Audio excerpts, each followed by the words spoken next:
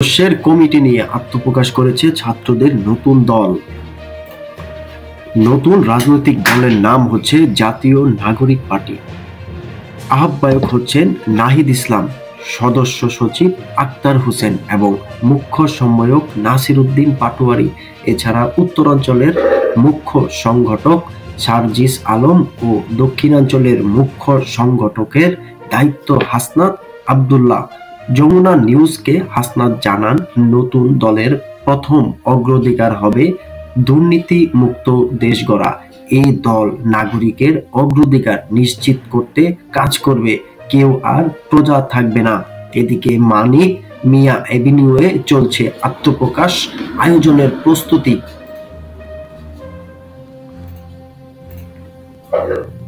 শুক্রবার ২৮ ফেব্রুয়ারি আত্মপ্রকাশ করতে যাচ্ছে তরুণদের নেতৃত্বাধীন নতুন রাজনৈতিক এই দলটি, জাতীয় নাগরিক পার্টি এনসিপি, যার সংক্ষিপ্ত নাম হিসাবে সারা বাংলাদেশ জানবে। আগামীকাল শুক্রবার ঠিক বেলা ১০টার দিকে আনুমানিক এই নামটি প্রকাশ করা হবে তাদের মতে।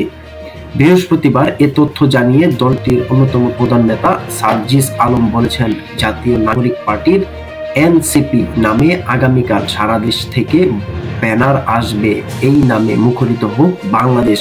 জানা যায় দলটির নাম হবে জাতীয় নাগরিক পার্টি, আর ইংরেজিতে দলটির নাম হবে ন্যাশনাল সিটিজেন পার্টি, যা সংক্ষেপে এনসিপি নামেই পরিচিত পাবে। নতুন এই দলের শীর্ষ পদে কারা আসছেন সে বিষয় প্রায় চূড়ান্ত। অন্তর্বর্তী সরকারের সাবেক উপদেষ্টা নাহিদ ইসলাম এবং জাতীয় নাগরিক কমিটির সদস্য সচিব আক্তার হোসেনের নেতৃত্বে আত্মপ্রকাশ করতে যাচ্ছে তরুণদের নতুন এই দল।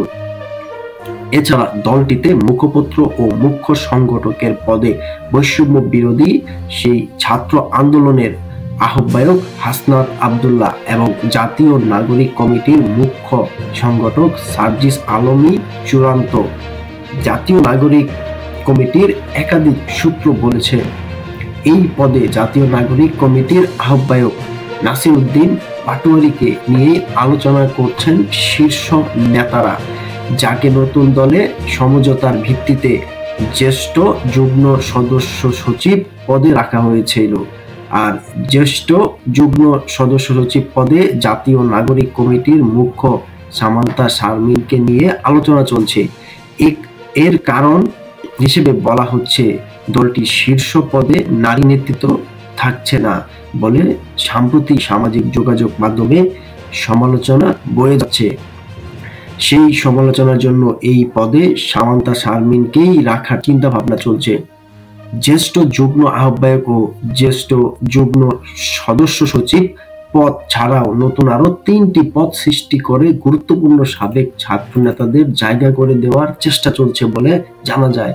এই পদগুলো হলো মুখ্য সম্পাদক, কোষাধ্যক্ষ, দপ্তর সম্পাদক এবং এর বইয়ের গুরুত্বপূর্ণ পদে জাতীয় নাগরিক কমিটির যুগ্ম আহ্বায়ক সারোয়ার তুষার, তাসনিম জারা, আরিফুল ইসলাম আদিব, যুগ্ম সদস্য সচিব আনিক রায়, মাহবুব আলম ও অলিক মৃধাকে দেখা যেতে পারে। এছাড়া বৈষম্য বিরোধী ছাত্র আন্দোলনের সদস্য সচিব আরিফ সোহেল, মুখ্য